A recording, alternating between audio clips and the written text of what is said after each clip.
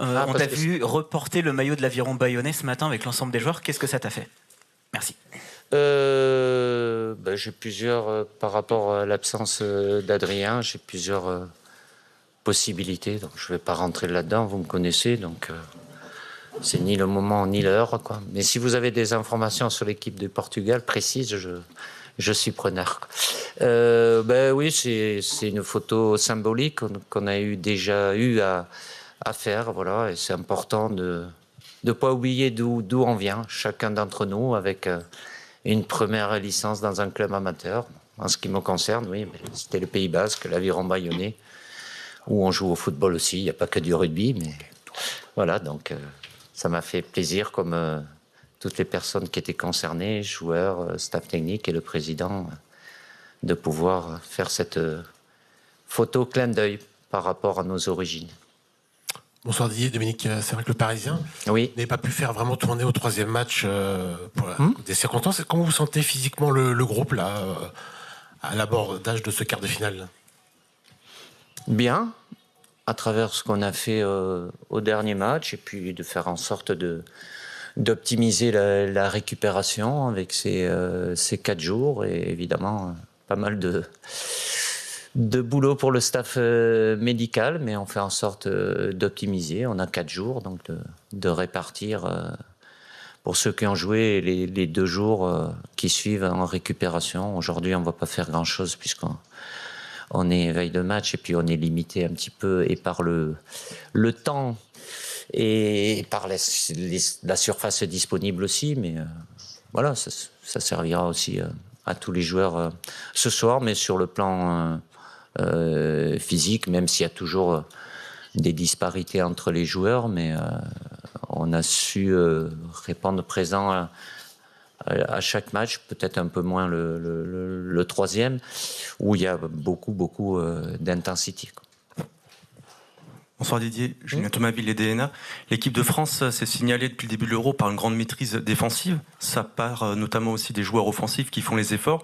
Est-ce que c'est une réussite aussi de votre management de les persuader à aller faire ces efforts qui sont peut-être pas naturels pour eux, pour le bien du collectif? Je n'ai pas à les persuader, ils le font parce que ça passe par là. Mais bon, les offensifs, ils ont surtout eu... après, vous pouvez trouver quelques cas bien spécifiques, ça dépend ce que fait l'adversaire aussi. Au-delà du fait qu'on ait une solidité défensive, et c'est indispensable dans de telles compétitions, on a aussi une maîtrise qui est largement supérieure à celle qu'on avait et supérieure à nos adversaires. Donc ça, c'est plutôt intéressant. Ce qui est intéressant aussi, c'est évidemment le nombre d'occasions qu'on peut se créer. Et ce qui est moins ou plus négatif, c'est le fait que voilà, notre difficulté à être efficace. Aujourd'hui, ça suffit, mais évidemment, de par le niveau qui augmente, et en disant ça, je ne vais pas dire que le Portugal est supérieur à la Belgique, il est peut-être ou pas, tout dépendra de l'avis des uns des autres, mais oui, rajouter une meilleure efficacité, c'est quelque chose d'important. Bonjour Didier, Denis Ménétri et Le Monde. Vous venez de parler justement de votre maîtrise dans les matchs qui ont précédé. Vous avez notamment eu un petit peu plus la possession que par le passé. Là, le Portugal, c'est une équipe qui a la possession, qui a l'équipe qui a le plus la possession dans ce tournoi. Vous vous attendez à quoi justement dans le rapport de force au niveau de la maîtrise?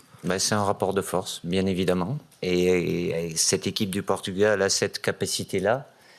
Et évidemment qu'elle préfère attaquer que défendre. Donc ça sera un rapport de force, mais on a déjà eu aussi, le match de demain, il se passera comme il se passera, mais on a rencontré une équipe comme les Pays-Bas qui avait largement la maîtrise et qui avait, voilà, quand ils ont joué contre nous, était relativement prudente, comme l'équipe de Belgique aussi a été relativement prudente. Est-ce que le Portugal aura cette attitude-là demain?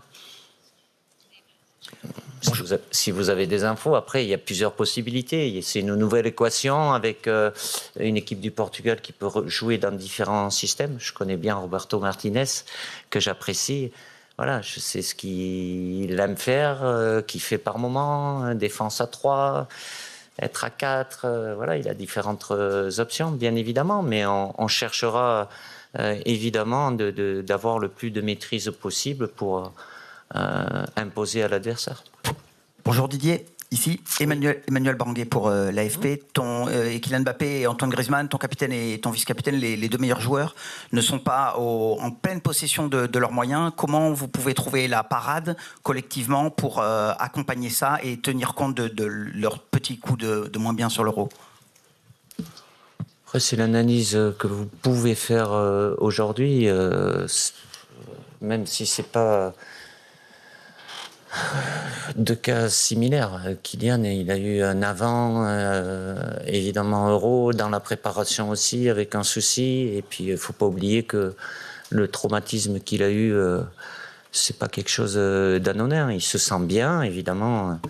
Le fait qu'il monte en puissance et qu'on aura besoin d'un Kylian au meilleur de sa forme demain, oui, c'est important. Et Antoine, dans le volume, il est toujours dans des chiffres ou des données qui plus ou moins égales. Après, sur la partie plus technique ou efficacité, elle est inférieure à celle qu'il a pu être. Donc, c'est pas les autres qui vont compenser. On aura besoin de toute façon de tous nos joueurs au maximum demain, de par la qualité de cette équipe portugaise. Bonsoir Didier, Alessandro Antinelli, Rai Italia. Est-ce que vous pensez que l'équipe de Portugal d'aujourd'hui est une équipe plus forte par rapport à l'équipe que vous avez rencontrée en finale en 2016? Je me pose même pas la question. Elle était forte, elle a fait ce qu'il fallait. C'était il y a 8 ans, bravo à eux, même si ça a été difficile et douloureux pour nous, parce qu'on avait cette possibilité d'être champion d'Europe. Aujourd'hui, il y a une place en demi-finale. Je ne sais pas si elle est plus forte ou moins forte. Elle est toujours aussi forte. Parce que le Portugal, au début de la compétition, fait partie des favoris et d'une équipe qui a la légitime ambition de pouvoir être champion d'Europe. Mais on est en quart de finale. Mais en quart de finale, dans les groupes, après, chacun aura sa propre analyse. Ce groupe-là, il est faible, celui-là, il est dur, celui-là, il est moins. Quart de finale, les meilleurs sont là. Donc forcément, et quand ils se rencontrent, il n'y a qu'une place. On va faire en sorte que ce soit pour nous. Bonjour Didier.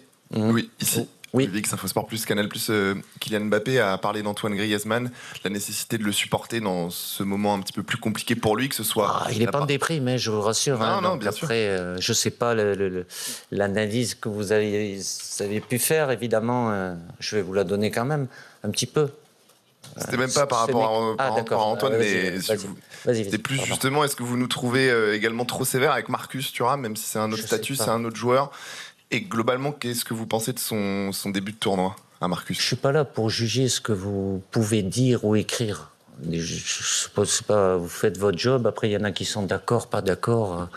Voilà, moi, le plus important, ils le savent, c'est ce que je leur dis, moi, directement. Après, que ça a un impact sur eux ou pas, que vous soyez trop dur, pas assez dur. Voilà, on peut avoir... Si on revient un petit peu en arrière, vous étiez quasi unanime sur le fait, notre gros souci, c'est de prendre des buts, d'avoir une solidité. Bon, ça c'est réglé, on passe à autre chose, c'est normal. Vous n'avez pas parlé de quelque chose qui est plus d'actualité. Donc, à un moment, c'était un joueur, ça peut être Antoine. À un moment, ils étaient tous au top. Vous ennuierez, vous n'aurez pas de sujet. Donc, mais que ça soit Antoine ou Marcus, évidemment, il y a des choses positives, mais il y a des choses, et je leur dis, où ils sont censés avoir une amélioration. Mais ça se fait aussi en complémentarité par rapport au positionnement. Ce que je leur demande, les joueurs qui sont à côté d'eux, derrière eux, ça ne dépend pas que d'eux aussi, quoi. Bonjour Didier, Baptiste Dieu pour RTL. Je voulais savoir quels arguments motivent le fait de faire très peu de changements pendant les matchs notamment. Est-ce que ça va évoluer évidemment en fonction de la compétition, de l'adversité et des matchs qui arrivent? Écoutez, je ne suis pas pour habitude de faire des changements pour des changements. Après, c'est vrai que j'en ai fait peu jusqu'à maintenant. Vu l'intensité qu'il y a, c'est vraiment pas évident de rentrer. J'ai vu sur les deux premiers matchs, même si au dernier, Kolo Muani est très très bien rentré. Et à partir du moment où ceux qui sont sur le terrain, à mes yeux, n'ont pas de signe de fatigue, voilà, changer pour changer. Mais quand je pense qu'il y a à faire, je le fais. Mais c'est vrai que sur les matchs qu'on a eus, j'ai été amené à ne pas faire les 5 changements, quoi. Bonjour Didier, Julien Froment pour Radio France. Oui. Est-ce que vous considérez le Cristiano Ronaldo de 2024 comme une menace offensive pour les Bleus? Oui, comme il a toujours été. Parce qu'il a cette capacité, au-delà de la motivation qui est en lui, voilà, c'est de gagner, d'être décisif, de marquer des buts. Donc il a ça, et il gardera toujours ça. Même si, évidemment, il a pris de l'âge, mais ça reste un très très grand compétiteur.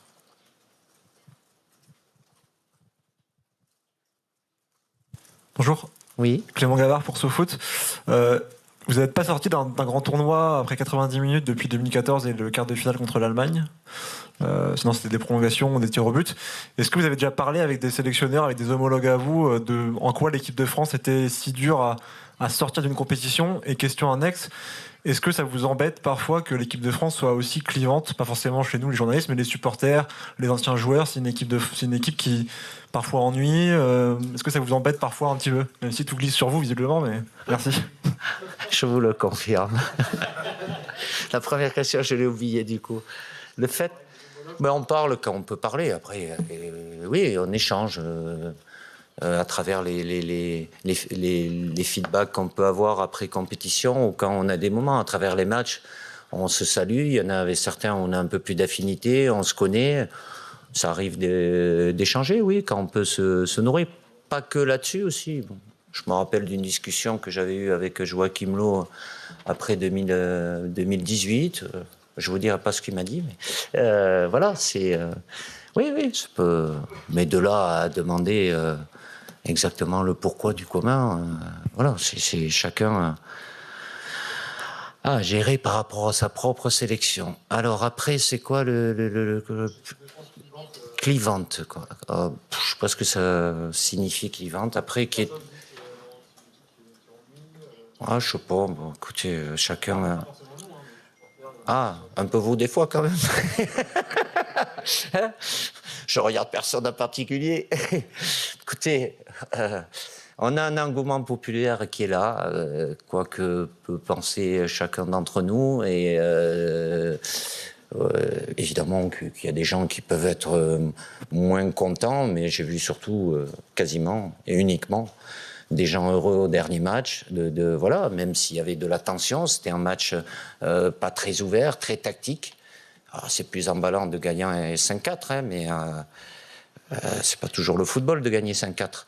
Donc voilà, c'est de pouvoir... vivre de telles émotions et les partager avec les supporters qui sont de plus en plus nombreux au stade. La ferveur populaire est là, et devant la télé aussi, parce qu'on avait un match à 18h, il y a des gens qui travaillent à cette heure-là, quoi. Donc ça fait beaucoup de monde. Vous aussi, vous travaillez, donc voilà. Après les critiques, vous êtes là pour faire votre boulot, vous posez des questions. Je sais, comme je parle beaucoup à mon président, en rigolant, il m'a dit « Oh, on me pose beaucoup de questions sur vous. » Je dis « Je suis désolé, président. » Enfin, certains d'entre vous. Donc, vous faites votre métier, je ne suis pas là. Les critiques, elles ont toujours fait partie de mon quotidien, de par quand j'étais joueur ou entraîneur ou sélectionneur, quoi. Voilà. Alors, je ne dis pas que quelques bonnes années en arrière, je vivais la situation de la même façon. Aujourd'hui, elles sont là, voilà. Par rapport à ça, ça ne m'empêche pas de très bien vivre sereinement et tranquillement, quoi. On va prendre une dernière question. Merci pour l'opportunité d'une question pour la télévision de Portugal. Je vais parler en portugais, s'il vous plaît. Ah, je ne vais pas comprendre. Ok. Yes. Historicamente, a França... Ça va venir. Ça vient? C'est bon? Historicamente, a França ganha... Oui, je vous entends. Historicamente, a França ganha a Portugal nas vezes que se tem encontrado em finais de Campeonato da Europa ou do Mundo, tirando 2016. Têm sido jogos sempre difíceis, com resultados muito curtos e com extra time. Acredita que amanhã vai ser assim ou não?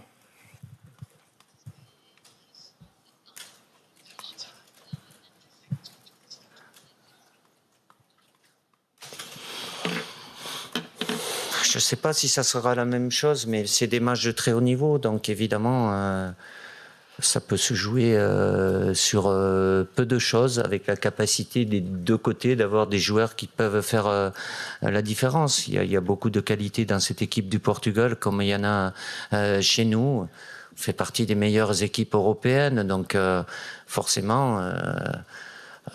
je suis convaincu que ça sera un gros match demain. Historiquement, et c'est vrai, ça a toujours été des scores serrés, mais quand on arrive à ce niveau de la compétition, c'est rare qu'il y ait vraiment de gros décalages en résultat. Ça peut arriver, mais de par ce que est capable de faire cette équipe du Portugal, et nous aussi, voilà, c'est une grosse affiche de quart de finale, comme il y en aura d'autres aussi avant nous, une autre à 18h. Merci. Entraînement à 18h, ouvert un quart d'heure.